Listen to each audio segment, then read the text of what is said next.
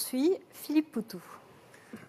Nous, d'abord, on ne s'adresse pas aux Français comme ça, enfin, ce n'est pas notre problème. On s'adresse à l'ensemble de la population, en fait, parce que dans français, ça veut dire quoi? Qu'on ne compte pas les étrangers, qu'on ne compte pas les résidents qui viennent d'ailleurs. Donc voilà, nous, on s'adresse à l'ensemble de la population et plus particulièrement aux exploités, à ceux qui payent très cher la crise, à ceux qui sont en colère contre ce système-là. Donc c'est tout cela qu'on veut rassembler. Et puis le mot français il est d'autant moins juste que, justement, j'ai envie de parler de la Guyane, de la lutte qu'il peut y avoir en Guyane aujourd'hui, hein, donc contre la pauvreté.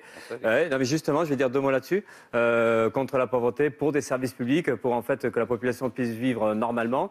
Et une lutte aussi contre l'accaparement des richesses, parce que la Guyane, c'est un pays riche, hein, les richesses sont accaparées par l'État français, et il se trouve que la Guyane, ce sont les restes de l'empire colonial français.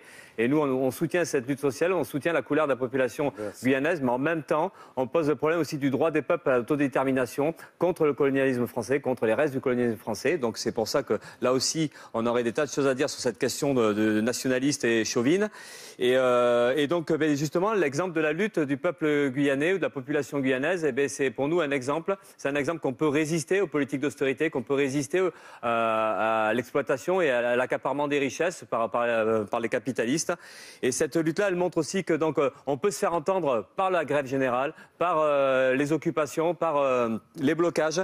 Tout ça, pour nous, c'est important parce que nous, ce qu'on pense, c'est que justement, ça devrait s'étendre, cette colère-là. Et ce qui nous manque aujourd'hui, c'est la confiance qu'on peut avoir en nous-mêmes, nous, notre camp social. C'est justement se sentir capable de se faire respecter, de se défendre. Et donc, on veut que ce mouvement-là il s'étende. Et on pense qu'ici aussi en France, c'est important. Vous levez la main, mais enfin, j'ai encore un peu de temps par rapport aux autres. Non, mais c'est important qu'il y ait des mobilisations sociales. Les conclusions sont prévues pour une minute. Oui, mais bon, après, comment on fait les différentiels parce que là, il y a un truc il y a un problème. Il y en a qui vont partir avant les autres et nous, on va finir. Je sais pas quoi. Il y a un truc qui va se passer là parce qu'il y a un écart quand même.